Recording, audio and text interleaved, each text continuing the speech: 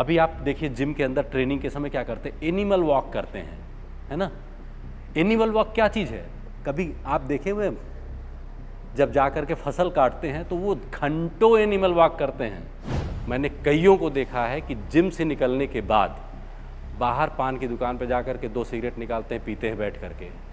तो मेरे पास या पूरे वर्ल्ड में प्लास्टिक सर्जन के पास यूँ कह सकते हैं कि फिटनेस से रिलेटेड सब लोग जो प्लास्टिक सर्जन के पास सबसे ज़्यादा कंटैक्ट करते हैं वो करते हैं गायनिकोमेस्टिया के लिए। प्रेगनेंसी एंड चाइल्ड बर्थ के बाद जो लोअर टमी वाला पोर्शन होता है ना, वो लोअर टमी का पोर्शन कभी भी वापस अपने नॉर्मल प्लेस पे नहीं जाता है। तो जो हमारी गांव की ओरिजिनल लाइफ स्टाइल थी उसी को रियल में लाइफ स्टाइल बोलते हैं। ये लाइफ स्टाइल तो उसको मिमिक करने के लिए है या उसका डुप्लीकेट वर्जन है।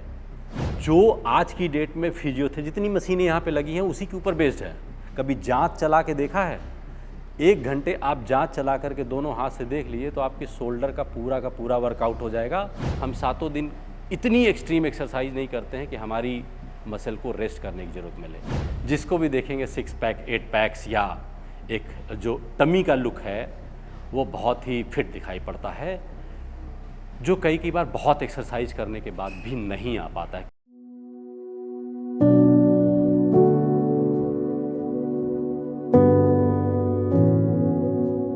अक्सर आपने देखा होगा कि फिटनेस इंडस्ट्री में लोग जिन वर्कआउट करते हैं तो उनकी मसल तो जनरेट कर लेते हैं, बट कुछ चीज़ें ऐसी होती हैं जो आप कितना भी वर्कआउट कर लो वो चीज़ डेफिनीशन नहीं आती जो आपको बॉलीवुड, हॉलीवुड या इस तरह के एक्टर्स, एक्ट्रेस में या मॉडल्स में दिखाई पड़ती हैं।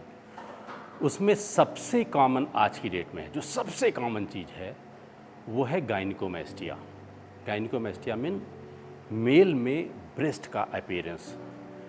तो मेरे पास या पूरे वर्ल्ड में प्लास्टिक सर्जन के पास यूँ कह सकते हैं कि फिटनेस से रिलेटेड सब लोग जो प्लास्टिक सर्जन के पास सबसे ज़्यादा कंटैक्ट करते हैं वो करते हैं गायनिकोमेस्टिया के लिए। जैसे जैसे आप कभी कभी जो स्टेरॉयड और हार्मोन का भी यूज़ करते हैं सप्लीमेंट लेने के बाद, तो उसमें गायनिकोमेस्टिया बनने की पॉसिबिलिटी थोड़ी सी ज़्यादा हो आती है।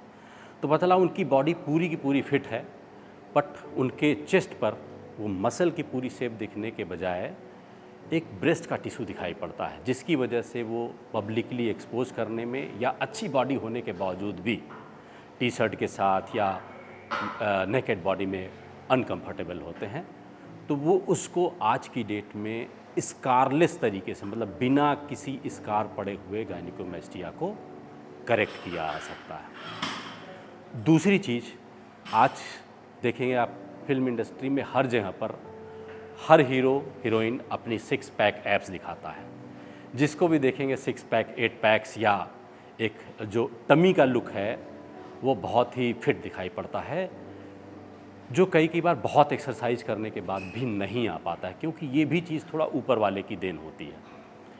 मसल को आप कितना भी स्ट्रांग बना लीजिए, अगर उसके सामने थोड़ा सा भी फैट है, पर्दा टाइप का लगा हुआ है, तो वो लुक नहीं आता है। तो एक सर्जरी होती है एब्डोमिनल स्क्रैचिंग, या इसको बोलते हैं 6 पैक एब्स बनाना, ठीक है। तो उसको फाइन कंटूरिंग करके आपकी ही मसल्स रहेंगी, उसमें सब सारी चीज़ दिखेंगी, बट उसकी डेफिनीशन थोड़ा सा अच्छी कर दी जाती है, जिससे उसकी विजिबिलिटी, फिल्मों में तो लोग मेकअप करके कर देते हैं, बट रियलिटी में अगर आप देखेंगे तो 6 पैक एब्स जो सर्जरी होती है, तो जहाँ जहाँ वो कट्स दिखाई पड़ते हैं उस कट्स को लाइपोसक्शन के, तो जिसको फाइन लाइपोसक्शन बोलते हैं, उसके थ्रू करके उनको प्रोमिनेंट बनाया जाता है। तो वही 6 पैक्स जिनकी विजिबिलिटी कम है, वो प्लास्टिक सर्जरी के थ्रू उसकी विजिबिलिटी बहुत अच्छी हो आती है। नेक्स्ट चीज़, फीमेल्स के लिए स्पेशली ये लागू है। प्रेगनेंसी के बाद, फिर तो कोई भी आदमी रहेगा, प्रेगनेंसी एंड चाइल्ड बर्थ के बाद जो लोअर टमी वाला पोर्शन होता है ना, वो लोअर टमी का पोर्शन कभी भी वापस अपने नॉर्मल प्लेस पे नहीं जाता है। वो थोड़ा सा हैंगिंग होता है, उसको लोग अपने किसी कपड़े के ऊपर या कंप्रेशन गारमेंट टाइप की चीज़ होती है उसके अंदर ढक करके रखते हैं, बट वो जाता कभी नहीं है। वो चीज़ सिर्फ एक ही होती है सर्जरी जो टमी टक कहलाती है, उस टमी टक के थ्रू ही जा सकती है, जिससे आप प्री प्रेगनेंसी या प्री चाइल्ड बर्थ के लेवल वाला जो आपका टमी होता है वो पा सकते हैं। हिंदुस्तान में या हर जगह के रेस के हिसाब से फ़ैट का डिस्ट्रीब्यूशन भी अलग होता है। जैसे निग्रोज़ में बट में फ़ैट ज़्यादा होता है, अमेरिकन्स में हिप पे ज़्यादा फ़ैट होता है। हिंदुस्तान में एशियन जितने लोग होते हैं उनमें लोअर टमी में फ़ैट ज़्यादा होता है। अच्छी बॉडी फिट होने के बाद भी अगर आप एक एवरेज हिंदुस्तानी जिम गोवर्स को देखेंगे तो उनका लोअर टमी में आप देखेंगे तो उसमें फीमेल्स हो या मेल्स हो, फीमेल्स में थोड़ा सा ज़्यादा वो पोर्शन ज़रूर बल्ज दिखाई पड़ता है। सब कुछ फिट है, रोज़ वर्कआउट करते हैं, लेकिन जेनेटिकली चूँकि वहाँ पे फैट ज़्यादा है इसलिए वो चीज़ हमेशा दिखाई पड़ती है। तो इतना जब मेहनत कर रहे हैं तो थोड़ी सी एक छोटी सी सर्जरी लाइपोसक्शन अगर लोअर टमी का कर देते हैं तो ओवरऑल आपकी बॉडी का लुक बहुत ही अच्छा हो आता है, खूबसूरत दिखाई पड़ने लगता है। स्पोर्ट्स पर्सन अगर कोई है या जिम करने वाला है, अगर कोई चीज़ बहुत वेट लटका हुआ है उसके शरीर पर तो वर्कआउट नहीं कर सकता है वो। कुछ फीमेल्स ऐसी होती हैं जिनके ब्रेस्ट का साइज़ बहुत ही हैवी होता है, उनको दौड़ने में, भागने में, कार्डियो करने में, कोई भी चीज़ करने में बहुत परेशानी होती है। उनका इवन ब्रा स्ट्रैप में इतनी डिगिंग हो आती है कि वो कोई भी वर्कआउट करने के लिए जा नहीं पाती, उनको करने में बहुत दिक्कत होती है और थोड़ा सा शाई भी फील होता है। तो ब्रेस्ट रिडक्शन सर्जरी एक ऐसी सर्जरी होती है जो आपके स्पाइन के पॉस्चर को सही करती है, आपके ऊपर एक अननेसेसरी का नॉन वस्कुलर जो वेट होता है उसको काफ़ी कम कर देता है, जिससे सारे वर्कआउट करने में, चाहे वो कार्डियो हो, चाहे जुम्बा हो, चाहे एरोबिक हो, चाहे वेट हो, उसको करने में आपको बहुत ही आसानी होती है। आपका वर्कआउट बहुत अच्छा होने लगता है, फिटनेस लेवल बहुत अच्छा होता है, लुक के साथ साथ आपका फिटनेस लेवल भी इम्प्रूव कर जाता है। आपके जो बैक में पेन हो रहा होता है, आपका जो पॉस्चर ख़राब होने की वजह से हमेशा चेस्ट शोल्डर बैक में पेन होता है, वो भी चीज़ करेक्ट हो आती है। तो फिटनेस में भी अगर देखा जाए तो बहुत से ऐसे लोग होते हैं जिनके अंदर प्लास्टिक सर्जरी के थ्रू थोड़ी सी भी हेल्प कर दी जाती है तो वो बेटर हो आता है।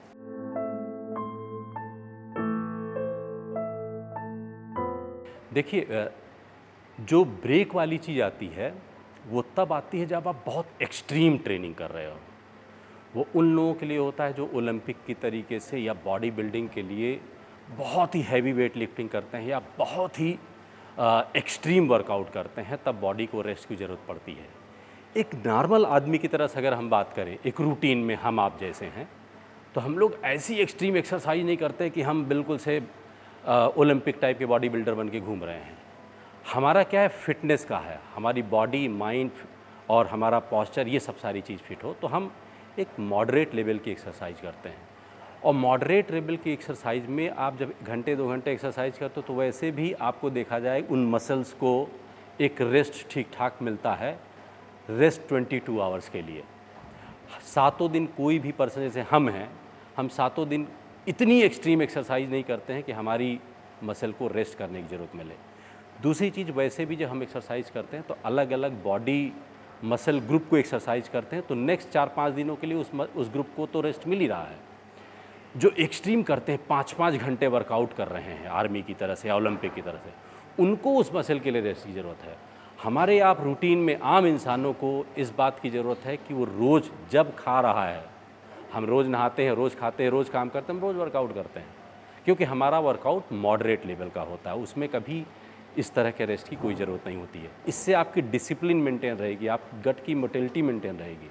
आप देखेंगे जो आदमी सुबह 5 बज के रोज़ उठ करके वर्कआउट के लिए आ रहा है, तो जो 2 दिन रेस्ट भी अगर लेना चाहेगा तो उसकी नींद 5 बजे खुल जाएगी, उसका बाउल का मोशन भी उसी टाइम पे फिक्स होता है। तो ये रूटीन हर रोज़ के लिए होता है तो हर रोज़ करना चाहिए, कभी थोड़ा सा ज़्यादा, कभी थोड़ा सा कम, बट रोज़ के लिए है ये।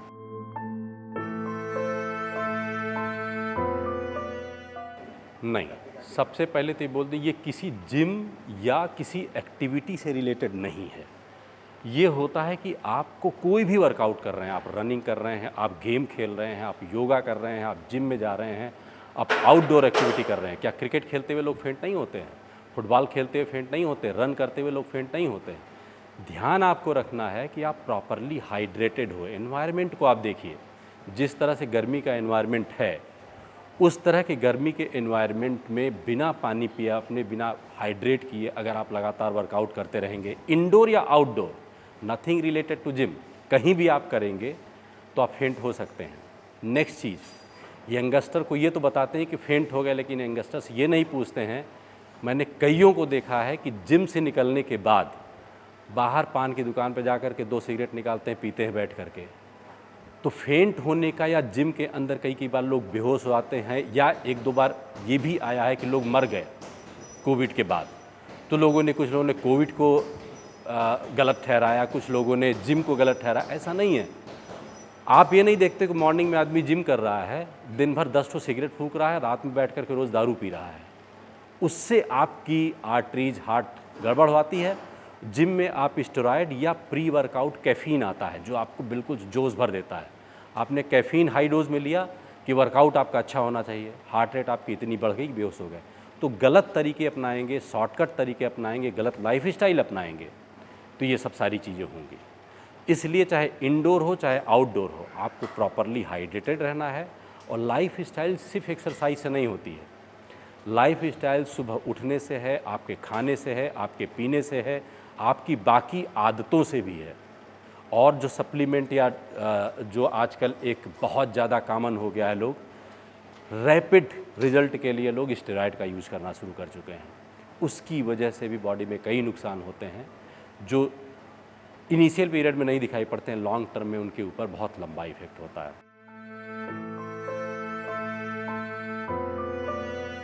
जो लोग वेट के प्रॉब्लम से सफ़र कर रहे हैं, जिनको लगता है कि यार सब कुछ कर लेने के बाद भी वेट उनका कंट्रोल नहीं हो पा रहा, या कुछ जेनेटिक मेकअप उनका ऐसा है कि वो चीज़ उनके बॉडी में नहीं आ पा रही है, फैट का लेवल अभी रह रहा, तो इंटरमिटेंट फास्टिंग, जिसकी हमारी हिस्टोरिकल वैल्यू भी रही है, हफ्ते में एक बार, जो लोग कहते थे मंगलवार को भगवान हनुमान जी के नाम पे, सोमवार को इनके नाम पे, या शनिवार को इनके नाम पे व्रत रहने की जो प्रथा हमारे यहाँ पे बहुत पुरानी चली आ रही थी, उसको हम लोगों ने थोड़ा सा गड़बड़ कर दिया, फल फ्रूट इधर उधर चीज़ें खा करके। लेकिन अगर हम इंटरमिटेंट फास्टिंग करें, हफ्ते में एक दिन इंटरमिटेंट फास्टिंग करें, तो वेट मैनेजमेंट के लिए, हेल्थ के मैनेजमेंट के लिए बहुत ही अच्छी चीज़ होती है। बट इंटरमिटेंट फास्टिंग समझना बहुत ज़रूरी है। इंटरमिटेंट फास्टिंग का मतलब होता है कि 16 से 18 घंटे आपको कुछ नहीं खाना है, सिर्फ सादा पानी पीना है। इसके बीच में चाहे कोई फल हो, एक छोटा सा अंगूर भी आप नहीं खा सकते हैं, इतना गुड़ भी नहीं ले सकते हैं, चाय भी नहीं ले सकते हैं। अभी लोग क्या करते हैं, व्रत के समय खूब खाते पीते हैं, हर तरह के फल फ्रूट खाते हैं, व्रत रहें तो और मोटे हो जाएं। लेकिन अगर आप 16 से 18 घंटे कंटिन्यूअस, ब्रेक नहीं होना चाहिए इसके अंदर, कंटिन्यूअस फास्टिंग करते हैं सिर्फ सादे पानी पर, और हफ्ते में एक दिन लंबे समय तक के लिए, आपकी बॉडी में बहुत ही पॉजिटिव इफेक्ट आता है। ना सिर्फ आपकी ओबेसिटी कम करता है, ये जो रेजिस्टेंट फैट डिपॉजिट्स होते हैं वो तो कम होते ही होते हैं, साथ में इसकी पुरानी डेड कैंसरस सेल, जो कैंसर बनने की पॉसिबिलिटी होती है, वो तक भी इससे कम होती है। आपका बोन मैरो हेल्दी रहता है, आपका ब्लड अच्छी तरीके से बनता है, आपके बॉडी की सारी सेल्स, गट से रिलेटेड, सांस से रिलेटेड हर चीज़ काफ़ी अच्छी होती हैं। और विजिबली आपको दिखाई पड़ता है कि जो वेट, जो फैट रेजिस्टेंट टाइप का होता है, कंट्रोल में नहीं आता, वो भी चीज़ काफ़ी अच्छी होती है। तो इंटरमिटेंट फास्टिंग जो प्रैक्टिस कर सकते हैं हफ्ते में एक दिन, मैं उनको कहूँगा उसको करेंगे, सबसे ज़्यादा बेनिफिट इससे मिलता है। बाकी सब सारी चीज़ टेम्परेरी है, उसके कई साइड इफ़ेक्ट भी हैं, उससे रिकरेंस होने की भी पॉसिबिलिटी बहुत ज़्यादा होती है, बट ये बहुत अच्छी होती है।